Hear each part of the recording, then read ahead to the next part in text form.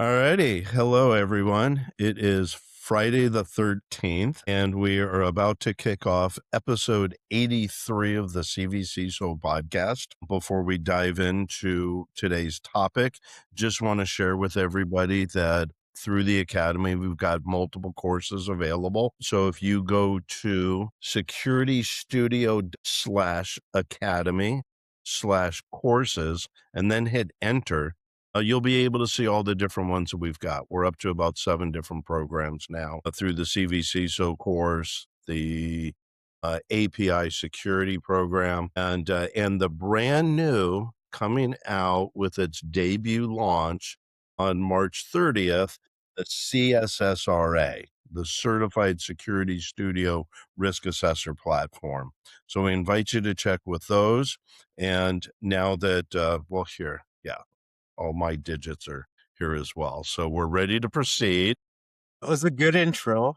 I think That was a great intro.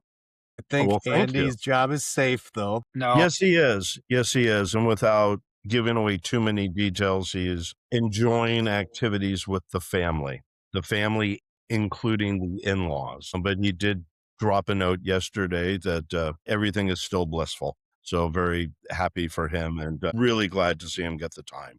and the topic for today's podcast, I think, if I heard you right, Dave, was interpretive dance for CISOs, right? That's not what I wrote down, but that's It really does help you get that risk assessment communicated best when you interpretive dance it. Yeah, You can if you can interpretive dance in front of somebody, like standing in front of a board ain't nothing. Right.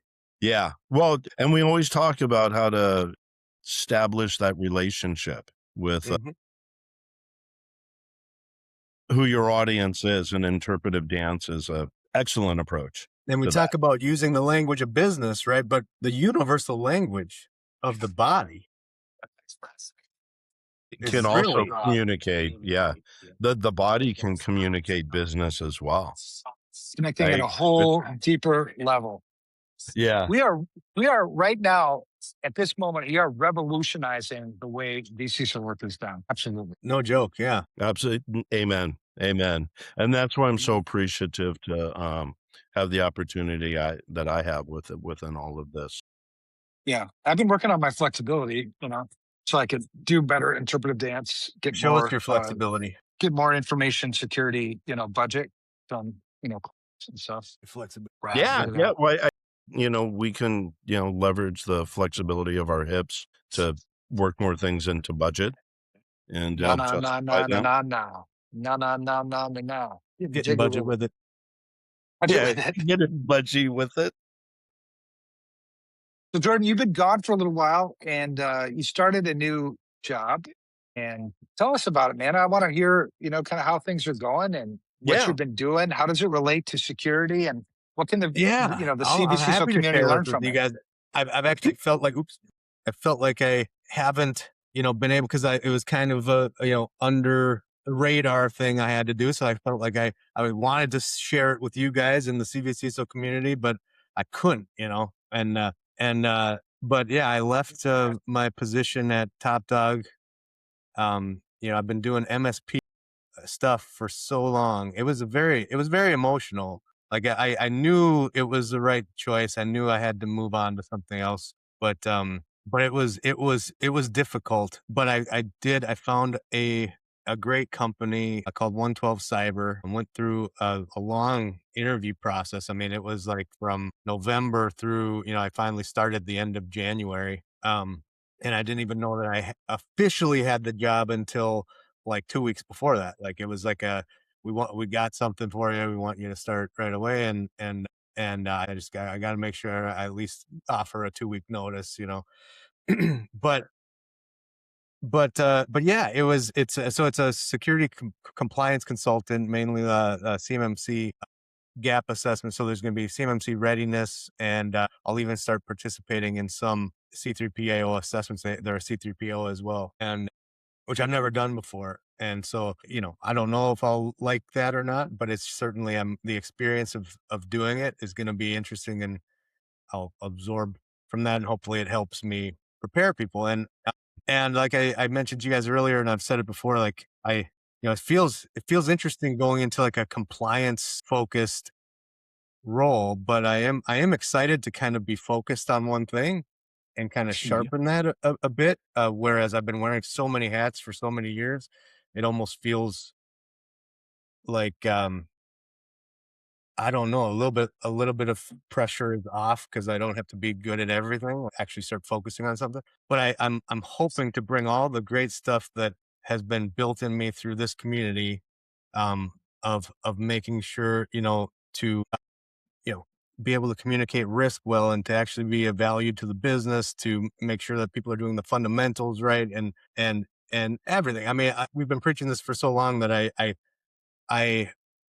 I want to make sure as I'm going into this more compliance focused thing that I'm bringing all that with me. And yeah, I just, I hope that what I can bring in those engagements is making it less about, as if I'm wearing my glasses, saying, "Oh, let's see, and you checking this box, you checking this box," and more so being able to explain it and talk about the value, you know, how compliance fits with risk management and how the value of it. Well, That's awesome, man. Well, go ahead.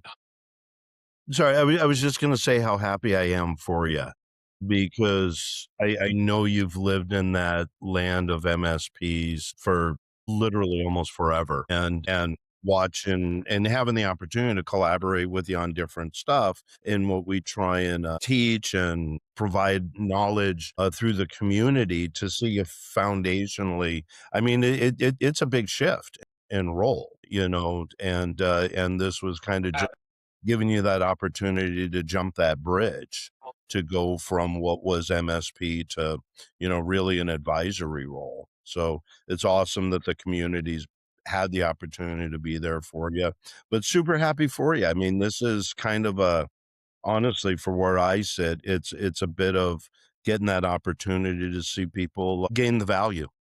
So very, very happy for you. And we'll dive into more about the role and touch on CMMC stuff as well. And from Sweet. a risk management perspective, I mean, from a business perspective, you have business leaders have a lot of risks that they need to account for. You have financial risk, you have reputational risk, you have legal risk, you have compliance risk, information security risk. You've got all these other things. And compliance is a necessary risk that every organization needs to account for. I think where you run into problems is when you misinterpret compliance risk for information security risk. Those are two different things. Hmm. And I think you bring what you understand, what you've learned over the years on information security, you'll put it in that right, I think, bucket. Because, and you can, there's, one risk affects another risk. So how you do compliance can affect information security, right? And you being able to communicate, yes, we're compliant with this, and this. Don't think that that's the same as security risk because we still have these other risks that we need to account for. And sometimes you can do when you understand context, which is always critical in any risk management equation, is understanding context because that leads to the decisions that you're going to make. Understanding where there's connections between information security risk and compliance risk, you can make a compliance recommendation that checks the box, but also addresses, a probable unacceptable information security risk. Hmm. So that way you bring not just the value to the organization, the value of being compliant, you also bring the additional value that they may not even realize of also addressing some security risks that they may not have known about. So Right. I think you're going to excel in this role. CMMC it's a different animal for sure. I think, and it's new to the industry, even though it's been kicked around and took forever to get finalized, and now finally things are starting to get up and running. It hasn't matured yet, Right. so you're going to see what people are doing today around CMMC compliance won't be the same thing that they're going to be doing in 3 years Hmm. because I think there's a lot of assumptions that people make when they start out with compliance. When you start with achieving a certain certification and then and equating that to being secure, Right. that's not the way it works. That's not the way it's ever going to work. So I think you're going to see it mature and do probably some sort of, I mean, if they want it to be risk management within compliance, I think you'll see it probably shift from a a certification, you reach the level to more of a level of maturity that you see, with like an S2 org or an S2 score, Hmm. where yes, we've got the certain things checked that are critical, key indicators of risk. The KPIs are checked off, but your score needs to still be above a certain level. So we have the critical controls that we need to get. The next thing is, where does this fit with, overall risk? So I'm excited for you, man. I think you're going to be one of those, given the opportunity, I think you could be, a real leader in this practice with what you're bringing to the table. Well, that's my goal. That's my hope. And I want to make sure that I'm making you guys proud as I'm doing it, and that I'm doing it right. Um, and it is exciting. One of the things that's exciting about the field is I just find it really cool, like some of the stuff that these companies are doing, and Hmm. the implications of it. I mean, like, with the idea that China's stealing all this data, and we've got like these super cool things. Like already, I'm just getting introduced to these like things that people are manufacturing uh to protect our homeland security. And I mean, what more would we want to protect? I mean, not that I don't know where my mind's Well, going all over the the place, sad but thing like, though about this is we'll never be able to mitigate the risks associated with foundational fundamental problems by adding more shit to it. Right. By So complicate. they do have cool things that they're creating, and I think it's easy to be impressed by it. But if you're adding more complexity to the equation at the expense of ignoring the fundamentals, if not, I mean, it's impressive because you're impressed with the technology and everything, but truly you're just giving yourself a false sense of security that will come back to bite you in the ass, because situational awareness is so important in information security, where you buy these things, do these things, they're really cool. They definitely function. They do really cool things. And so you put it in place and it's working well and it's providing value, but it doesn't take care of, like, take egress filtering on a firewall, for instance. That's a fundamental that you can put all the endpoint shit and everything else you want and all the monitoring, but the fundamental is to block unauthorized traffic, okay, going out of the network. That's just one Mhm. example. mhm. You put the stuff in, and then you have a false sense of security thinking you're covered. So you're no longer watching the front door, but the front door is still open. You Right. just put a whole bunch of other doors around it to make it feel like it's not open anymore. Hey, one thing I want to touch on is, and this is more on your journey, Jordan, which is like really cool, is you have a lot of knowledge already. You have, anything that we were able to talk about through the leadership courses, but your experience as a business person and your soft skills and your ability to communicate and make relationships is all fantastic, and you're gonna start to see how you can easily leverage that into the new role, and it's gonna serve you really well. And then you'll start to identify where there's room for further development, and then that gets applied towards, yeah, talking about things like CMMC, and maybe even just a higher degree of situational awareness of what China's up to, Right. and how it has a one-to-one impact in what the objectivity of CMC is trying to address. So, so my point in that is that there's a lot of that personally in me that's super happy for you, and I know that as we have these conversations over the next few months, that's going to be kind of the dynamic where a good chunk of it's going to fall, but you're going to crush it. I have Yeah. no doubt. Well, And I really just appreciate it. I mean, and you guys have developed this in me more than you probably even know. But like, one of the things I was trying to say is that like it's the risk management piece of it that fuels a lot of this. The compliance part, it's like I'm not necessarily passionate about learning the ins and outs of how to pass a compliance assessment. I am much more interested in how this manages risk, and how it, in a lot of ways I feel like the compliance part is making sure that the risk management stuff is doing what it's doing. There's a lot of just kind of, is this doing it? you said you have an asset inventory. Who's managing it? And all of a sudden you realize that the thing that you thought you were doing wasn't getting really done well. And so it's like checking that box of like, if you start with risk management and there's just so many people that think they're doing it, and a lot of that comes from even like the MSP world, where it's like you MSPs have, again, I don't like to rag on MSPs. I love them. I know that sometimes our clients maybe feel that false sense of security, thinking MSP's got this. I bought their Iris, and it's like compliance is that thing that comes in and says, let's just make sure this is doing what you think it's doing, in a lot of ways. Yeah, and you'll find, and we kind of, even in that new CSSRA course, and Evan and I have chatted on it, where within Security Studio, you're marking it true or false. It's not like a CIS control where it's 1 through 5.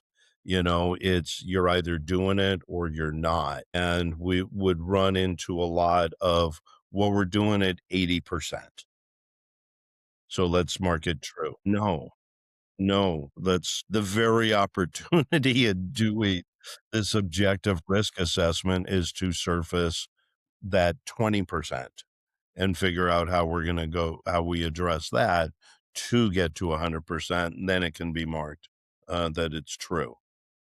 Or you're accepting the risk of what's left. I mean, it is that kind of a, is 80% good enough for you? Like, you accept the 20% of it not being done risk? Well, and apply this to your house. So you have, 10 doors to your house, and 8 of the 10 are. So when I ask you, are the doors to your house locked? How could you answer yes? And which doors do you think are going to be the ones that are going to be compromised? It's funny you mentioned, the China thing and the fundamentals, and that's because that's one of the things that's a current project that I'm working on, is Project Broken Mirror, where mapping the attack surface of the United States, right? The internet attack, because that's the way they get in, right?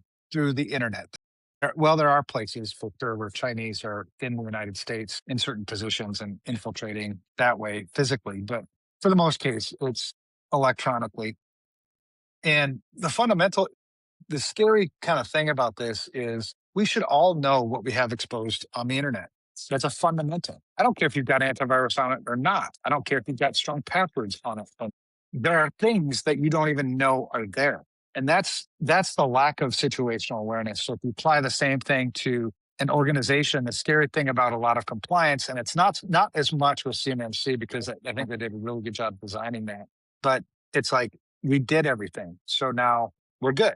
It's no, because the letter, and you always got the intent and the letter of the law, even going back to HIPAA, which was developed in 1996, right? It's been around for a long time. The original language of the security rule says that you need to do an information security risk assessment of administrative, physical, and technical controls, right? That's the intent of the law. Take that then to the letter of, that's the letter of the law. The intent is to do risk management. But what happens is, you interpret that as, have you done a risk assessment? Yes. Does it include administrative, physical, and technical controls? Yes. Nothing goes into, like, are you actually doing risk management? Because in order for you to take that one requirement and truly apply it, it has to get really detailed. That's why when you do an information security risk assessment, that's why there's so many questions. It wouldn't need to be so many questions if you didn't need context, but you need context. And why go through the exercise and waste everybody's time and money just to be compliant, yet have no better situational awareness? Right. And still making shitty choices. Yeah. A practical example of that directly from CMMC stuff, like is and this is something that was going on in a debate amongst some of these assessors. They're still kind of jabbering about it, and it's like just the simple thing of, do you have a list of authorized users, and the amount of companies that say, yeah, we have Active Directory, that's our list of authorized users, and it's like, is that acceptable? And it's like, it's a list of users that have access to your system. Right. But what is what are you doing to make sure that list is accurate? Like, that they've been authorized and that's correct, like that. And so it's like someone could say that's my list, but it misses like the point of, Yeah, it, kind of the spirit behind yeah, the question or the control. Well, and it's a subjective question, right? Authorized. How many people know what the meaning of the word authorized is, especially when you apply it to to users? Because you could make the argument using a subjective argument. You could say, well, yeah, they were created, so obviously they're authorized. right. The fact that So they're created authorizes them. it does to some extent. So you could answer that question, yes, if just being the fact that they were created. So then you have to Right. further define, what does authorized mean? Well, authorized means that, the system owner, approved the access of this user, and it's regularly audited to ensure that that system, to that user still needs authorized access, or whatever level of access. But that even still gets somewhat subjective, because how many system owners just don't even look at the list that we send them and they just, yeah, it looks good to me. Because even they need to be trained on, like, okay, this is what it means to give this person this level of access. So you can go down a rabbit hole, pretty deep Right. Yeah. just on that one, just on that, it's clearly defining what the intent of the question is, so that you don't have the fuzziness around it. Because you see that all the time, especially when you're motivated to check the boxes. I'm not motivated to actually secure the system. I'm motivated to check the box. So in my Right. mind, I can justifiably justify it in my mind that the fact that that user is in Active Directory, that somebody created them, that they are an authorized user. Now, from a security perspective, that's shitty logic. But in your mind, as the customer, you could justify that and move on to the next thing. And if you've got somebody, not picking on roles or anything, but somebody that lower down on the ladder wants to check that box, that answer is what's going to roll up to an executive level. And they're not going to know those details. And that's where that misinterpretation of, well, I guess we're secure now. Yeah, they just know the box was checked and it was justified in someone's mind. Right, right. So it's a slippery slope. But the good thing about compliance, I think, when it's done right, is these are discussions that don't normally get that don't if you approach compliance the right way, these should lead to good, healthy discussions within the organization of, yes, we should define specifically what an authorized user is. Put that in policy, so that this is a rule for everybody to follow. Support it with process. This is how we implement this particular rule, because then, the entire thing is fully auditable. And that's what a CMMC is striving for. But man, there are just so many gaps, because the approach for business management, for executives, for CEOs, is get me compliant as cheaply and as quickly as possible, period. Not let's manage risk really well and make sure we're being good stewards of the information that we carry. And let's do compliance the right way. If it takes longer, if it costs more, so be it. I want to do it that way. That's really rare. Most people are, because they'll go out and get quotes, from the C3POs, AOs. They'll get quotes. This one's, cheaper than these other ones, without questioning why it's cheaper. They're just Mhm. going to give me that certification. I just need the damn certification. So you're going to go with the cheaper one. Chances are, I mean, there's a reason why it's cheaper. Either it's less skill, potentially, there's less margin for the company. I mean, there's lots of reasons why it could be cheaper, but you don't ask that.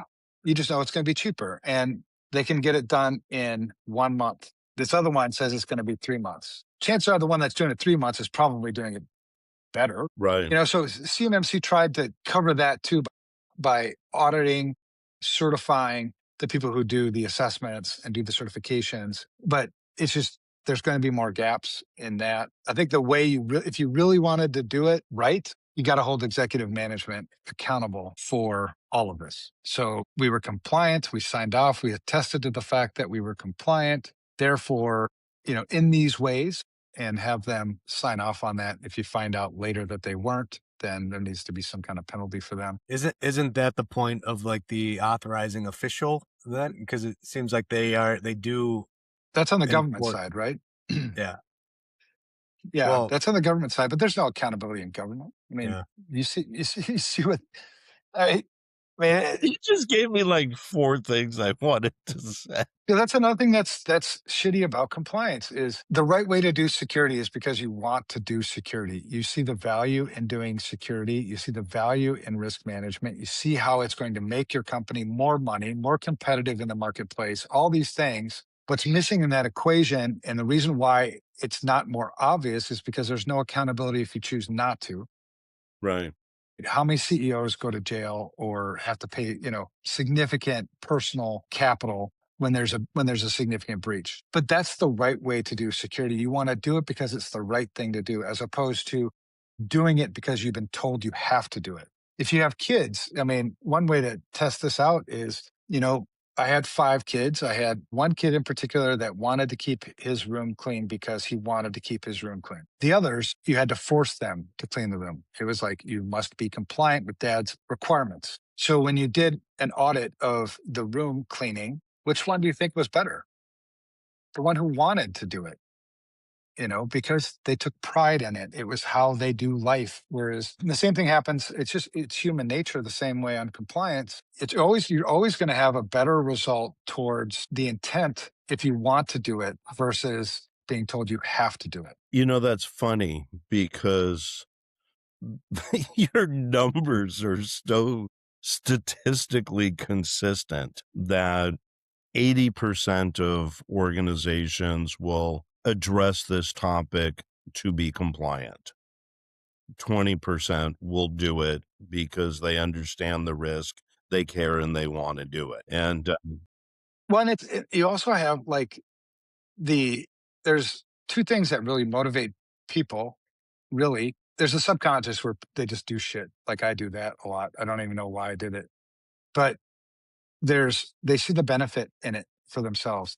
We're all asking when we do things, whether you're a business leader or, personally, we always ask, what's in it for me? Mhm. What's in it for me? So if there's a benefit to doing something, I might be, and I see that benefit as being worth the cost of me doing it, I'll do it. There's the other side that motivates people, and that's the consequences associated for not doing that thing. Most compliance, almost all compliance is consequence based. So if you don't do this, you're going to lose customers. You're going to lose this, lose that, lose this. And then whereas the one that actually works better is the one where you give them incentives for doing certain things. And you might be able to twist it and say, well, if I do the CMMC compliance, I'll get this government contract. But most of the ones that are doing CMMC compliance today already have the government contract. It's the consequence of losing the government contract that's Right. motivating them to do it. So it's a much more complex issue and problem than just achieving compliance with anything. And it's that part that where overall risk management comes into play a lot more, understanding context a lot more, because there are really, really, really significant benefits to managing information security well within your organization. And that's what we need to communicate more and get across to business leaders more. This is not a cost center. You shouldn't be asking things like, how quickly and how cheaply can we get compliant? What we should be asking is how can we do the right things and maximize our benefits from doing the right things, not just quarter to quarter, but long term. Mhm. And that's where risk management. Because think about it, how much more competitive advantage you get in the marketplace when you have things like situational awareness for the market, for the threats against your organization, for your organization itself, right? One of the things you were talking about, Jordan, is these business units, and you use a different word for it. I'm not going to use it just in case it tips off take a large complex organization that has all these different business units, and these business units are doing things. In some cases, the business units are falling in line with an overall authority. So you have one set of policies, one centralized IT organization, one centralized physical security organization, and they're managing all the business entities are following that. That never happens. That's not really how it works. What really happens is you've got centralized structures, and then you've got the business units that create their own structures. They create their own. And so we call that from an enterprise perspective, ghost IT or whatever, right? And these things happen all throughout the organization. And with most organizations don't know where it's all happening. So you have to dig into all of that to get the situational awareness of understanding how does this business actually flow and function, and get as detailed as you can in all of that. And when you do information security the right way, you would have to do that. You would have to get that situational awareness. You would have to understand how all these things function. The cool thing about so it's a lot of work up front. It's a lot. You should have done it from the beginning for sure. But, and the sad thing is if you don't do it now, it's just going to get harder. You have to do it eventually. If you don't do it now, it's just going to get harder and harder as you add more business units and get more complex. So Yeah, at you're some just point, gonna have more to unpack. right. So at some point you have to say, all right, we have to dig in.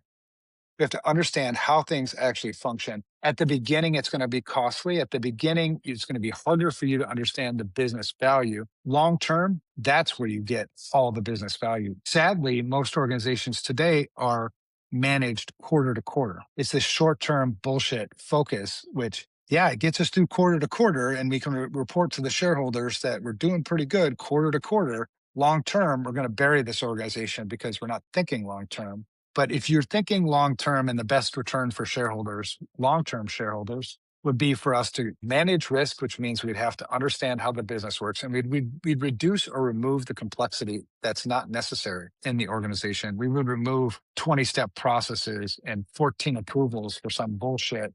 And that's where you start to realize the true business value. Your competitors, who aren't doing this seriously, taking this seriously, for them to adjust to market conditions, for them to attend to, unusual events and things like that, it takes them, maybe a year to shift. But you understand your business so well, and you've streamlined things so well that you can shift almost immediately, right? You're able to process more customers more quickly.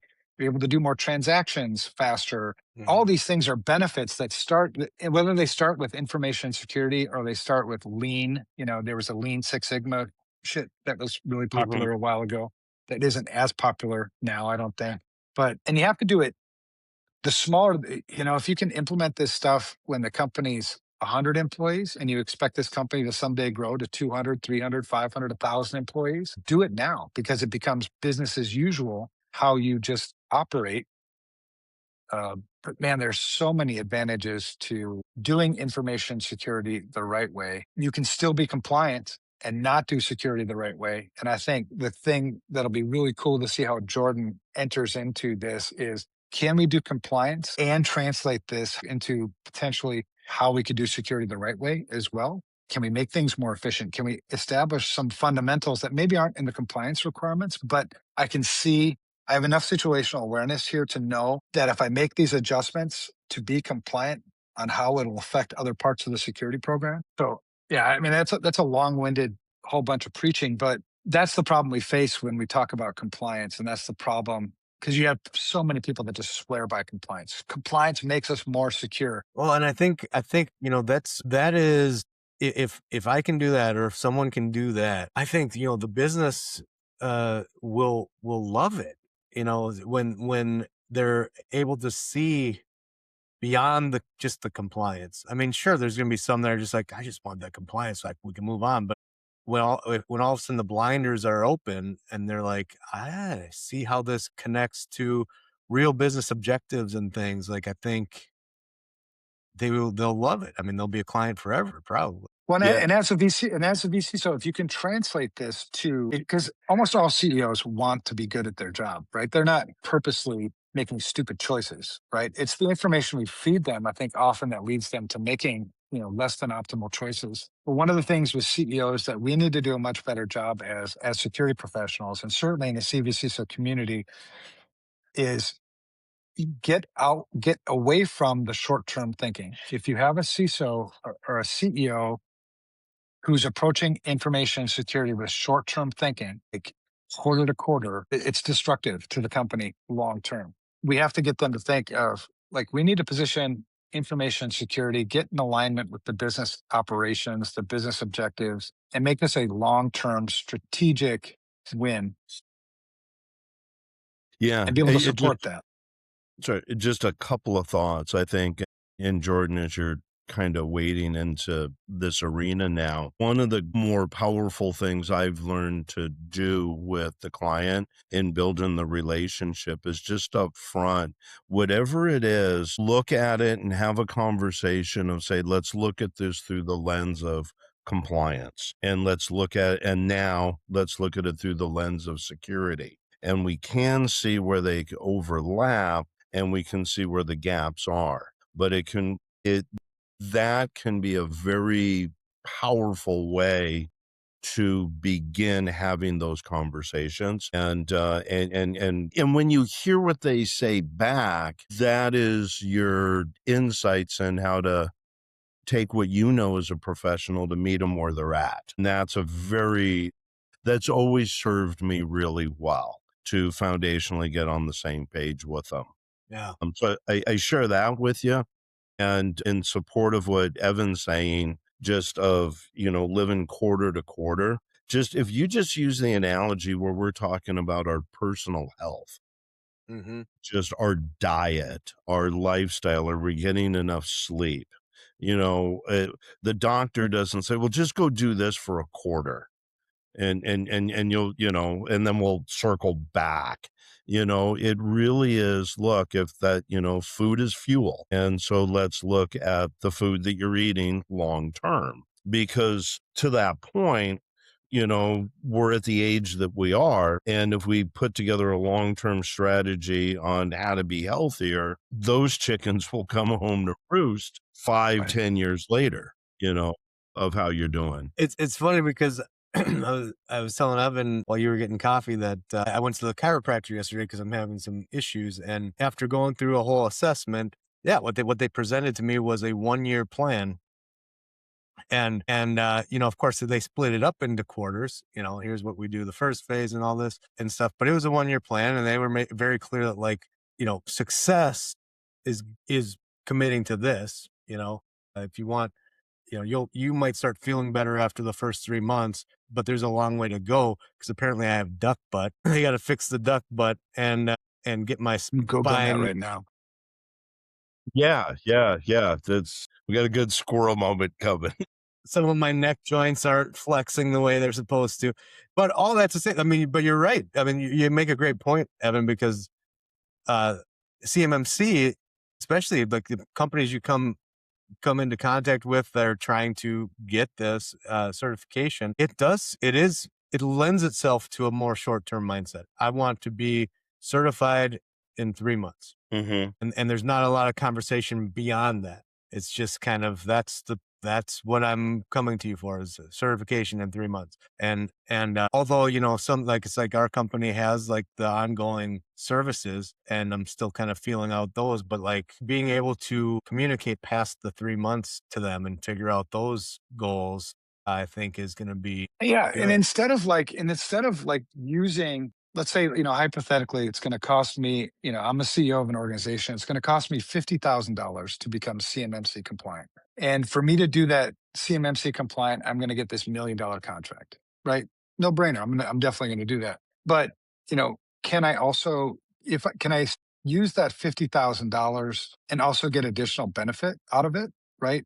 Maybe some additional resilience for the organization. Maybe I can attract more clients outside of the government space, specific to CMMC. I mean, there's a lot of different ways to play it where don't just spend the $50,000. Certainly don't spend the $50,000 and think that because you're compliant that you're secure, and Mhm. us as business, as security leaders, whether it be a CISO or a VCISO, it's our job to do two things again, right?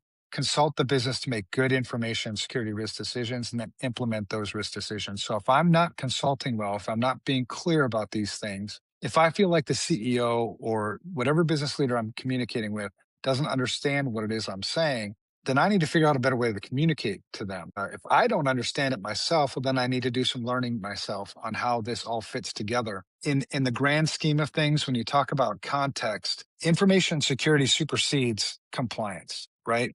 One kind of has to come, one is kind of more impactful to the organization, and I can fit compliance into information security. It's a lot harder to do it the other way, especially when we talk about CMMC, because, the number one thing I'm probably doing out of the gate is limiting scope, right? Because I don't Mm-hmm. want CMMC, if I can help it, I don't want it to apply to my entire organization. I just want it to apply to some of these business units because that's cheaper for me to do that.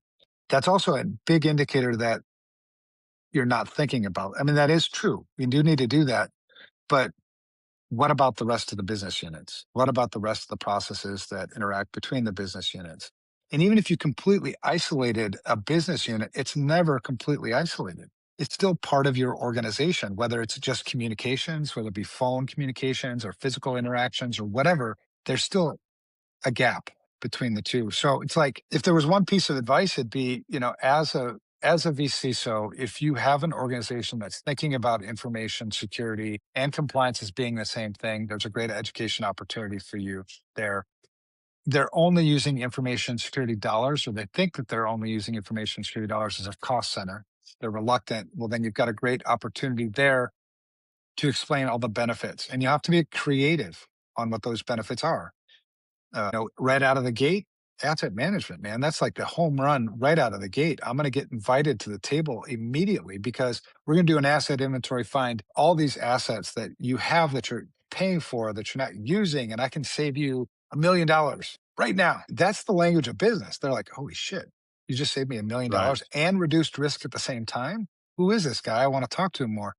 So there's that opportunity. And then there's the short term versus long term thinking. If you can get those points across to executive management and you're certain that you're pretty clear on that and they understand where you're coming from and they still make the stupid choices, then you have to question whether or not this is a client you want to work with because you're eventually going to run this company into the ground.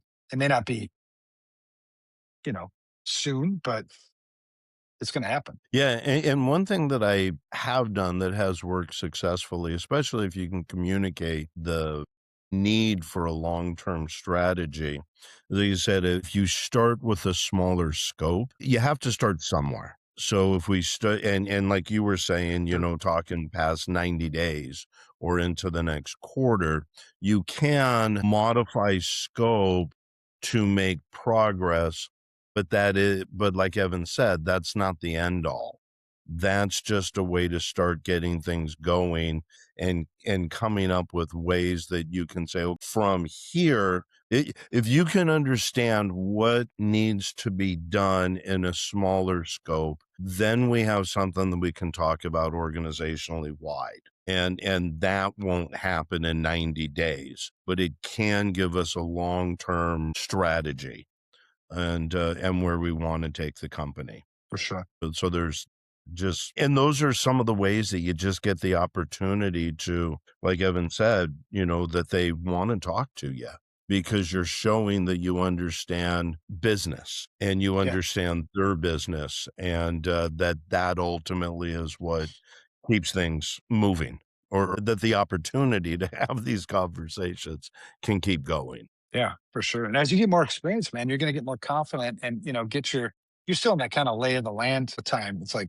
okay, but I'm excited for you because I know you're in the game for the right reasons. And you're this man of integrity that, you'll do it right. It's going to be cool to see how that, because FR Secures also does that, a lot of that similar work, right? And we struggle with the same questions, right? Do we Hmm. even want to do this work because we understand how compliance and security are different? We enter into it, but yes, we want to do this work because if we don't do it, somebody else is going to do it. And at least when we do it, we'll be thinking of how these things, into other risks and try to do the client, you know, best versus I think others that will do compliance and just check the boxes, Yeah. which Right. leaves a bunch of Well, value on the table. and I think that's what I want to invest more in this community because I want that to be I want to be held accountable to that stuff. I mean, if you start seeing that I'm going off the rails or not doing things for the right reasons, I expect you guys to say something and bring me back, Yeah, accountability is and the whole huge. community, really. Yeah, yeah. Well, just think If I how it's fall too deep into the compliance pool, which I think I mean, I can understand like already it's like you get so caught up in the, trying to understand how they're meeting this objective that I could see people getting lost in the numbers and you're just kind of forgetting the bigger picture. Well, and I think to their credit, I think most compliance people are very interested in doing it right, so they do get very passionate about compliance. And I think sadly, a lot of compliance people have never actually managed information security. So they're convinced that they're one and the same, or they'll Mhm. say that they're not one and the same, but they don't understand why they're not one and the same. So they get very passionate about it. I love the passion. I think where it causes problems is when you claim it's something that it's not, and it never will be. Because compliance is huge. When compliance fits into the buckets it's supposed to fit in, it's beautiful. I would, as a security person, I would leverage compliance all day long. You have somebody who's doing compliance things and they come up with these list of findings. You're like, I didn't know about half of that stuff. That's awesome. I'm going to put that into my own risk management, maybe my own risk register, and figure out how I can leverage what the compliance auditor brought up for other parts of the security program and try to design it in a way that check the box as efficiently as possible, yet also leverage the additional value. So Yeah, compliance is big. it's interesting because even in the way that you describe it, I've historically done similar between security and privacy, and if you can understand, maybe it's the compliance or the regulation of privacy, it helps steer how the security program should be built out. But you Very can't true. have privacy just going, this is what we're going to do, and security over here, and then hopefully it works out. Here's a question, and no, we're getting close to the end here, but maybe this is a topic for another day. Because I got kind of a little pushback because how I speak up, it's like I'm the new guy, but it's like I'm not trying to be someone like in the background. So like someone asks a question, or I'm in a meeting and it's like a planning meeting. I will be that person that probably says something stupid still, or like I haven't been there long enough to really understand everything, and I'll chime in. Anyways,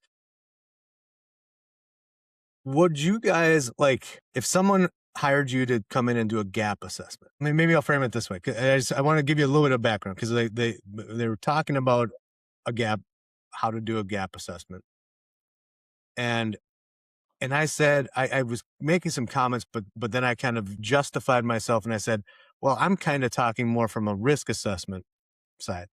So like the difference between a gap assessment and a risk assessment. And I think, I don't know if I had all my ducks in a row, my duck butts in a row, but with that as a backdrop, if you were going to be conducting, what do you guys think is the difference between a gap assessment and a risk assessment? If you were called in to do a gap assessment, would you feel called to kind of intermingle the waters between the two rather than just kind of coming in to do just a gap assessment? I think whichever you choose, you just need to be clear so everybody's in agreement with what you're talking about. So defining what a gap assessment is. The thing about a gap assessment is scope has to be really tight and what their expectations are. How are we going to define success for this gap assessment? Typically, gap assessments are just missing controls. So do you have this control or not? Well, that's a gap. Gap. There's typically no metrics associated with any kind of a gap assessment. Risk assessments are typically driven by gap assessments. And a gap assessments identify the vulnerabilities more than anything else. What they don't do is apply any type of threat or calculation that way to give you the true risk. Yeah, definitely different things, but define it well for the customer. They may not know.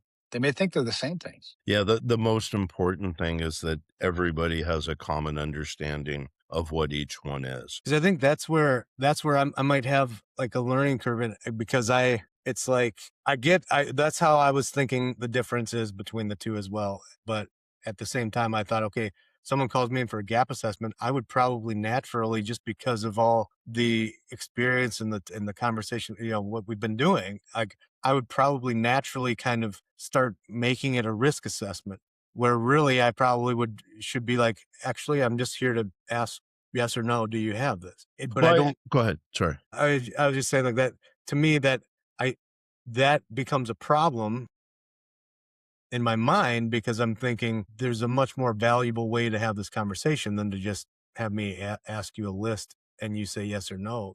Ye Yeah, I kinda my mental methodology is, initially, okay, what is our common definition of a gap assessment? If we're both on security, chapter 1, Are we speaking the same language? And then if once we can say, okay, now we understand what the definition of a gap assessment is, can somebody tell me why we're doing it? And then play it for and hear what they say. They may have a valid reason, and it may be the best way to initially put your foot in the pool to get the temperature of the water. We don't know that yet, but if we can agree on the definition and we can agree why we're leading with that, then ultimately the question you're looking to get the answer to will become a little more clear. Yeah. Yeah. It's totally about getting on the same page. I'd run in when I was, more active in the field, I would run into this all the time when people would talk cybersecurity.